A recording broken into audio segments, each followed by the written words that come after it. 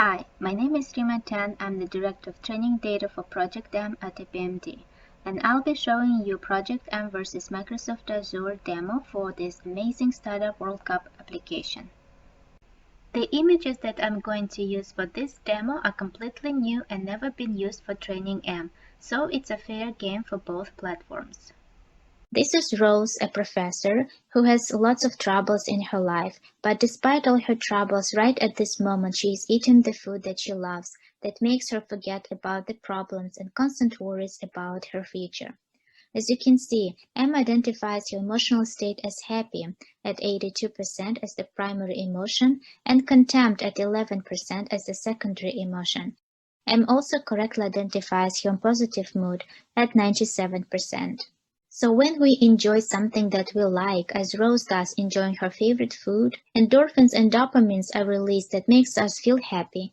In fact, those happy hormones can regulate mood, promote positive feelings such as happiness and pleasure, and this is what Rose's emotional state is at this moment. When endorphins are released in the body, they may help reduce stress and anxiety.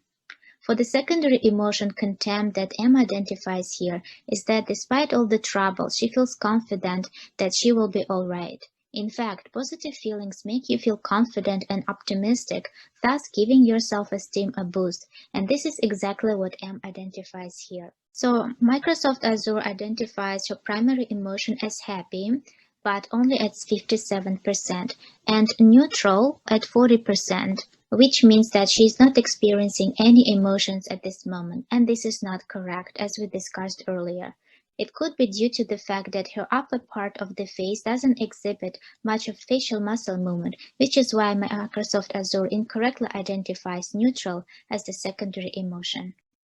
Our next challenge: can emotional AI correctly identify obvious negative emotions with high intensity, such as mad and furious? You can see in this picture, this man is pretty mad, and what's happening here is that he is reprimanding his subordinate who sabotaged a crucial mission.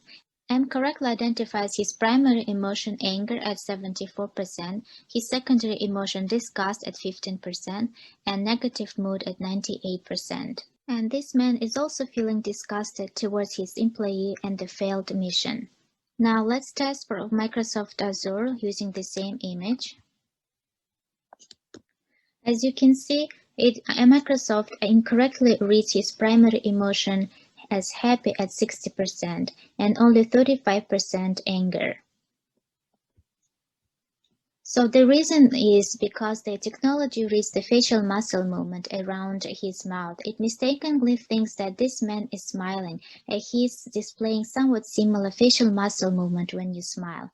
For the 35% anger that Microsoft Azure identified correctly here is because of the facial expression he's displaying, such as furrowed eyebrows, which can indicate anger. Let's test M using this image of the little girl who was unfortunately physically and mentally abused.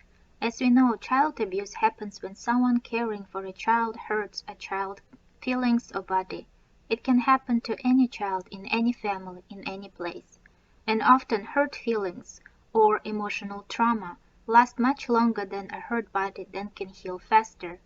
Often this emotional trauma leads to mental disorders such as anxiety and depression, which can be translated into fear and sadness. And as you can see, M correctly identifies your emotional state as fear at 55% and sad at 33%.